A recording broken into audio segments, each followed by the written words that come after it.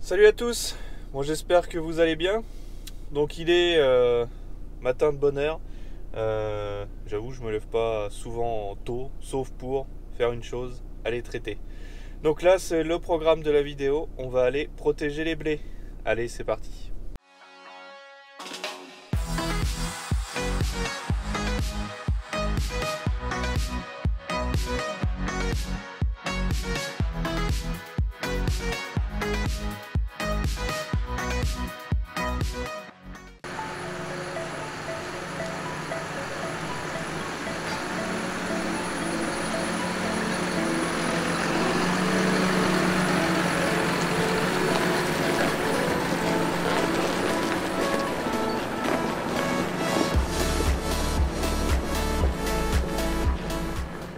Donc là, il est 6h30 environ. Je vais aller remplir l'automoteur, donc eau plus produit. Donc là, je pars faire un fongicide. Donc je vais vous expliquer tout ça quand on sera arrivé au champ. Là, je vais vous mettre un petit timelapse du remplissage et puis on se retrouvera après au champ. Allez, c'est parti.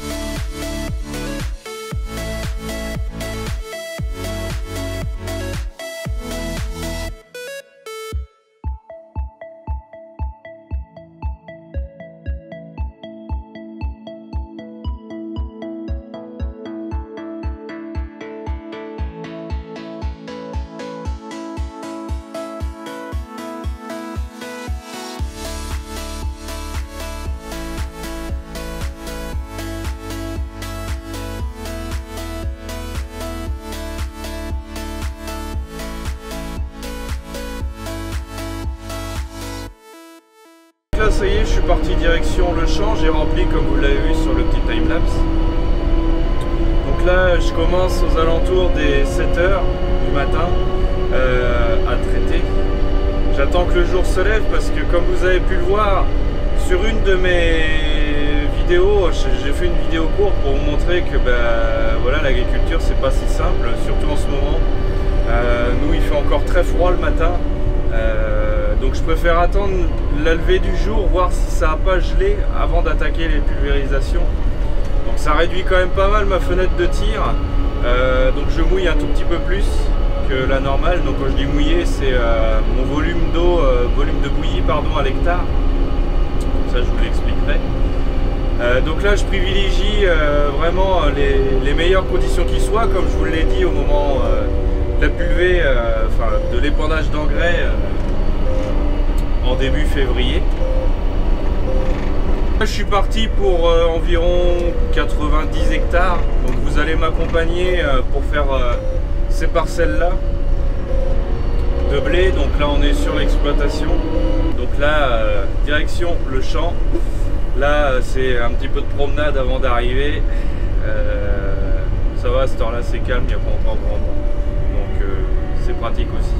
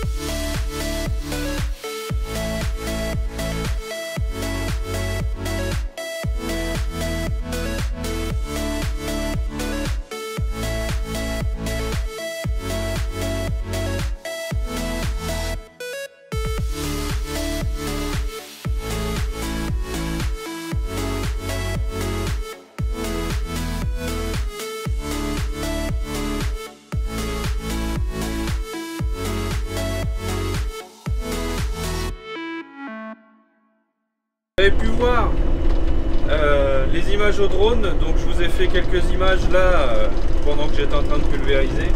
Donc vous avez pu voir un petit peu de la coupure de tronçon, etc.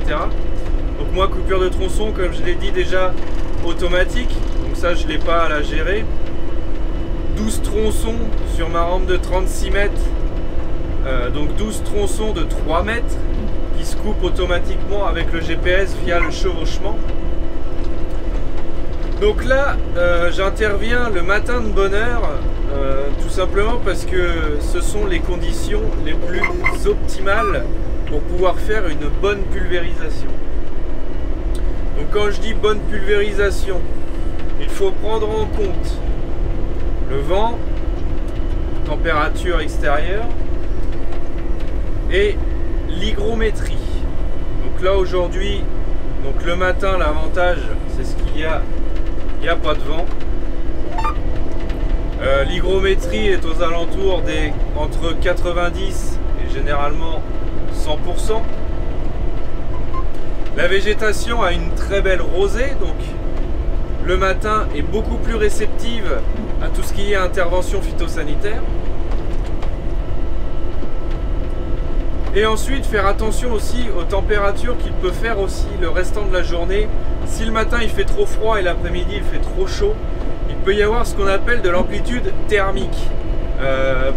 Donc là je suis en train d'intervenir avec un fongicide, donc dans le but de protéger le blé contre les futures maladies qu'il peut avoir, donc en grande partie des champignons. J'interviens à bas volume, donc qu'on appelle du bas volume, c'est-à-dire petit volume d'eau, enfin de bouillie plus exactement, parce que l'eau plus les produits s'appelle de la bouillie. Donc j'apporte cette bouillie à 80 litres hectare. Donc d'habitude je fais ça à 75 litres minimum, je descends pas plus parce que j'ai pas les buses sur le pulvérisateur qui sont adaptés pour descendre plus bas. Mais là en fait je descends qu'à 80 litres parce que j'ai reculé un petit peu ma fenêtre de tir. Je préfère y aller au lever du jour, donc le lever du jour c'est aux alentours des 7 heures. Donc je remplis vers 6h30, 6h30, 7h, il me faut une petite demi-heure, le temps de sortir l'automoteur, de me brancher, de programmer tout ça. Je vais vous le montrer après là quand je vais revenir à la ferme pour le deuxième remplissage. Donc là j'ai décalé justement via les températures, le fait qu'il fait quand même assez froid le matin. On est encore dans une période où il malheureusement par mon matinée il gèle. Comme vous avez pu le voir, j'avais fait une petite vidéo là-dessus pour vous montrer qu'on a été obligé de ressemer le lin dû à ces gelées, à une gelée qui est arrivée où c'est descendu à -6 avec du ressenti quasiment à -9. Donc qui a fait énormément de dégâts dans les blés et les orges. On a regardé un petit peu avec mon patron. Malheureusement on tend le dos. On verra de plus près à la moisson ce que ça va donner. On va attendre encore quelques semaines, on va refaire un petit tour de plaine, redécouper des tiges pour voir où en sont les épis, voir si ça n'a pas gelé, parce que on craint qu'il y ait quand même un petit peu d'épis gelés. Donc on verra ça par la suite. Malgré tout, il faut quand même continuer à intervenir, il ne faut pas abandonner, il ne faut pas baisser les bras. La récolte, c'est le chiffre d'affaires, donc il ne faut pas la sacrifier non plus et faire des bêtises via ce genre d'aléas climatiques. C'est pour ça que là je suis parti à intervenir avec un fongicide dans le but de quand même protéger la culture pour les éventuels risques de maladies. Là je vais vous retrouver arrivé à l'exploitation, je vais vous montrer comment je programme tout dans l'automoteur et après comment je m'y prends pour remplir. Donc allez, à tout à l'heure.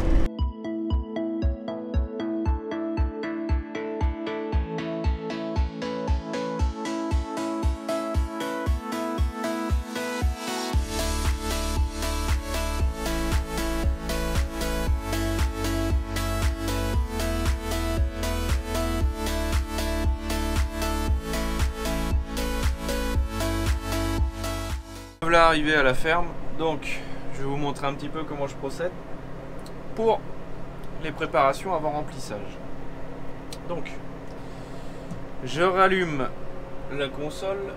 Donc là, ma première intervention, je l'avais classifiée en prévu sur le logiciel. Donc maintenant, je la mets en réalisé. Je valide.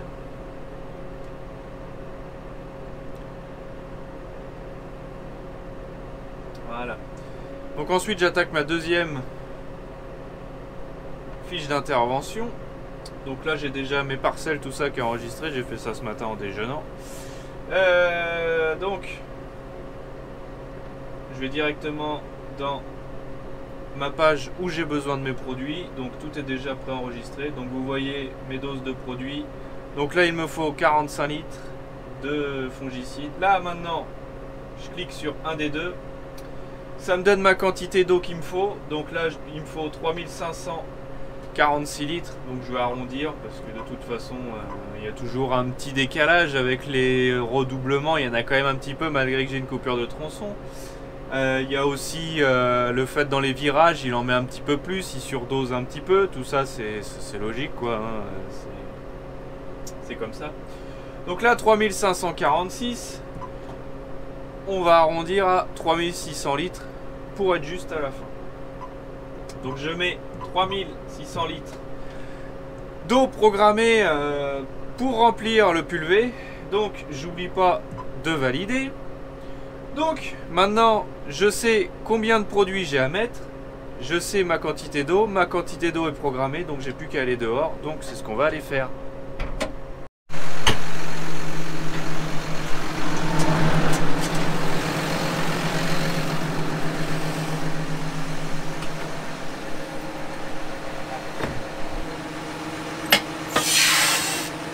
Comme vous pouvez le voir, j'ai bricolé. Hop. Donc une petite table de préparation avec égouttoir à bidon.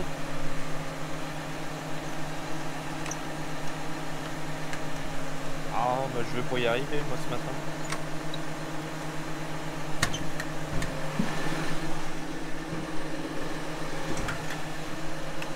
Bon bah le local phyto, hein, je vais pas vous expliquer ce que c'est là où on stocke tous les produits. Il faut que je mette tous mes équipements. Donc je mets gants, masques, combinaisons, donc tout ça à mettre. Et ensuite bah, une fois que j'ai mes gants, je vais pas m'amuser à tripoter la caméra. Je vous retrouve une fois que j'ai rempli et je vous explique ce que j'ai fait. Bon, donc mes produits sont dans le pulvé, dans la cuve qui est derrière moi. Donc là les bidons, je les ai mis à égoutter pour ensuite que ça parte au recyclage. Donc je vais vous expliquer 2-3 petits points sur le pulvé une fois que j'ai rempli. Donc ici je me sers du tableau qui est ici pour remplir. Là déjà je vais couper parce que c'est fini. Donc ici c'est pour actionner ma pompe de remplissage. Donc j'ai deux crans. Si je mets un cran, ça sera une aspiration via une pompe qui va pousser, donc une pompe auxiliaire qui va pousser dans la cuve. Si je mets le deuxième cran, c'est les pompes du pulvé, donc double pompe, piston membrane avec un débit cumulé les deux jumelés à 520 litres minute, ce qui est déjà assez conséquent. Ensuite, ici j'ai petite ou grande vitesse, donc généralement quand je remplis je suis toujours en grande vitesse.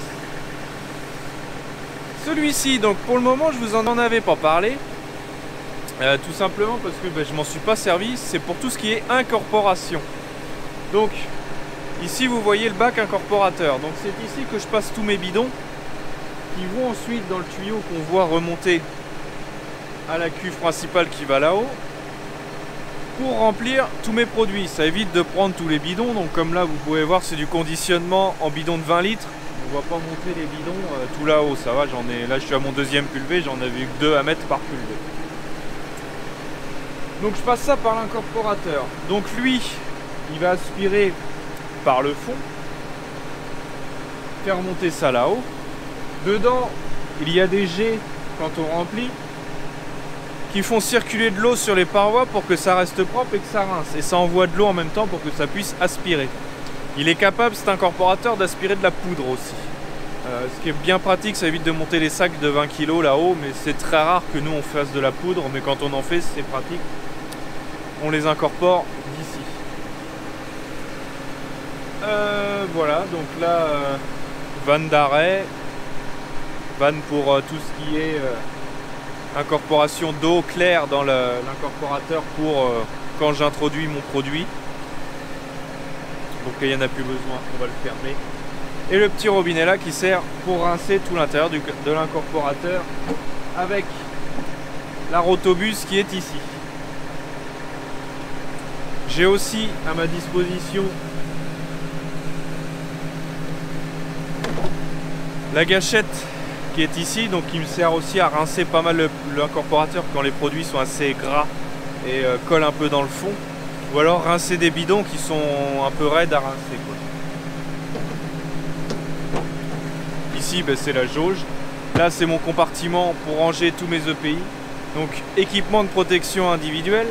Donc là dans ce coffre là j'y mets mes gants et mon masque, donc c'est rangé ici. Donc moi je suis obligé de les avoir toujours avec moi étant donné que vu qu'on fait de la prestation, et ben si j'arrive chez le client et que j'ai pas mes équipements pour remplir, bah, ça va être un peu moyen. Donc il faut quand même se protéger, ça fait partie du métier, c'est important. Donc ici il faut que je débranche encore l'arrivée d'eau. Donc sur la plateforme on dispose d'une cuve pour récupérer les eaux de pluie du bâtiment de 30 000 litres. Donc certaines années c'est juste, on est obligé de complémenter en eau. Une autre année ça le fait, c'est suivant la pluviométrie qu'on a en fait. Ce robinet là, cette vanne là me sert pour la cuve de rinçage.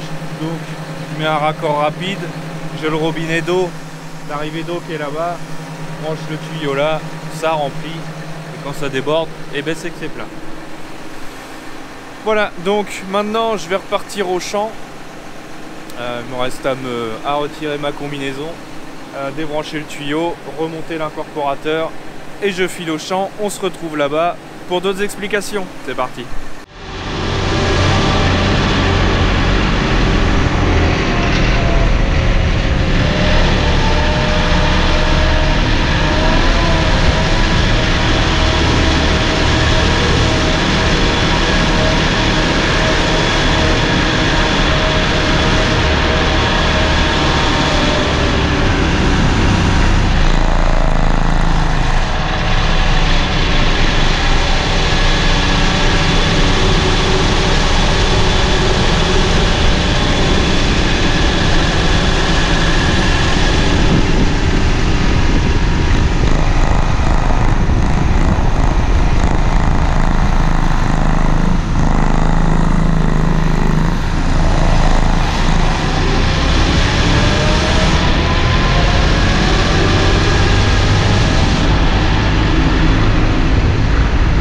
Arrivé à la parcelle, donc déjà un petit spectacle que moi j'aime bien regarder.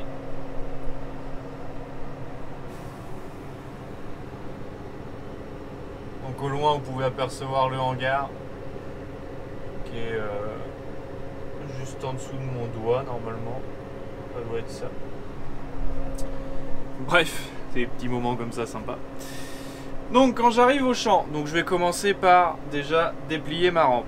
Donc, ce que je fais, c'est que sur mon joystick ici, je vais lever le cadre. Donc, ça va me déverrouiller mes rampes. Donc, vous allez voir, j'appuie, hop, ça les lève, ça les défait des pattes de verrouillage qui sont ici. Ensuite, j'ai un bouton au niveau de mon pied où il y a ma botte.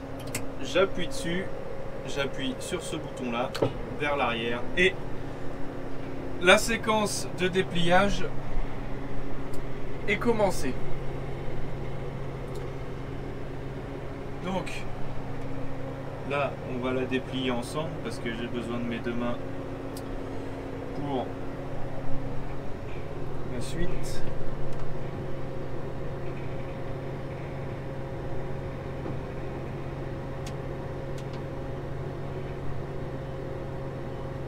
Donc voilà, là la rampe est dépliée. Donc, comme vous avez vu, c'est quand même assez rapide. Ensuite, une fois que la rampe est activée, enfin dépliée, pardon, je m'en vais derrière le joystick. Donc vous voyez, j'ai deux boutons, le 1 et le 2. Le 1, j'appuie dessus et donc ça me met en route le suivi de rampe. Donc là, elle va se caler à la hauteur que je lui ai dit de se mettre. Donc tout ce qui est partie rampe, c'est parti. Ensuite, j'ai un bouton ici qui me permet d'allumer la pompe. Donc un cran c'est la pompe, deuxième cran c'est l'agitation. Donc moi j'allume les deux en même temps. Ensuite sur le tableau de bord on voit que c'est enclenché. Partie GPS. Donc j'arrive dans la nouvelle parcelle, je choisis la parcelle indiquée, je valide.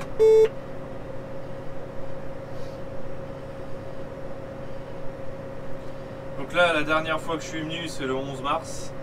Donc ça commence à faire un petit peu. Donc je suis venu pour le deuxième tour d'engrais. Donc j'efface ma couverture, vu que je vais en recréer une. Pour le guidage, je prends ma ligne de semis, je valide, je mets en route le guidage. Ensuite, je mets les gaz à environ 1800 tours, 1900 tours. Bon là je suis dans des côtes, donc arrive un moment je vais accélérer à fond. Donc je sais pas si vous avez entendu, on entend les pompes qui s'enclenchent arriver à un certain volume. Donc une fois que ce volume est atteint, la pompe envoie de la bouillie dans toute la rampe, ça circule, ça revient en cuve, ça circule, c'est une circulation continue. Donc il ne me reste plus qu'à appuyer sur le bouton qui est ici, celui-là, et c'est parti pour faire la pulvée. Bon, chantier bientôt fini. Je vous ai pas montré quelque chose aussi qui me sert principalement d'outil d'aide à la conduite. Donc c'est ceci, la caméra. Donc j'en ai deux. Donc là c'est celle du dessus qui me sert principalement sur la route à voir si j'ai une voiture qui me suit ou quoi, et puis que ça me donne une idée pour reculer dans le bâtiment. Et ensuite, quand j'enclenche ma marche arrière, j'ai la deuxième qui s'active. Donc la deuxième est en dessous du pulvé. Donc ça me permet en fait la nuit, parce que le pulvé il n'a pas d'éclairage à l'arrière pour éclairer derrière. J'ai jamais compris pourquoi d'ailleurs. Aujourd'hui ils le font. Donc ça me sert quand je suis pour traiter de nuit. Ça me permet de voir où je recule. La caméra se met en mode infrarouge, donc on voit en noir et blanc, mais c'est hyper précis. Ça me permet de vraiment bien placer mes roues dans mes traces précédentes et d'éviter d'écraser trop de culture. Donc tout ça c'est vraiment du confort aussi de conduite à ajouter, en plus du guidage, en plus du monolevier, en plus des 4 roues directionnelles automatiques, etc.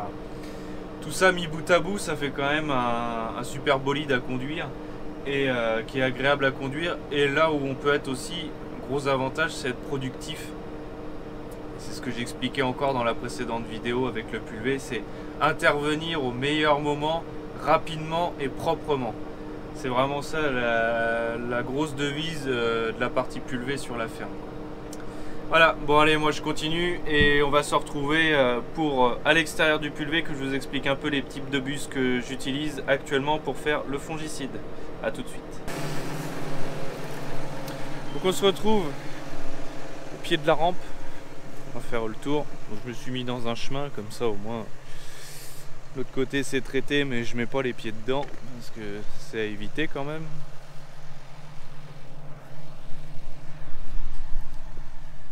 Donc les buses, on va se mettre là. Donc on se situe toujours sur un pentagé. Donc pentagé qui me permet de mettre 4 buses. Moi sur le pulvé il n'y en a que 4, donc je pourrais en rajouter une, mais j'en ai pas l'utilité. Donc mes 2 buses qui me servent à l'azote, donc à filet.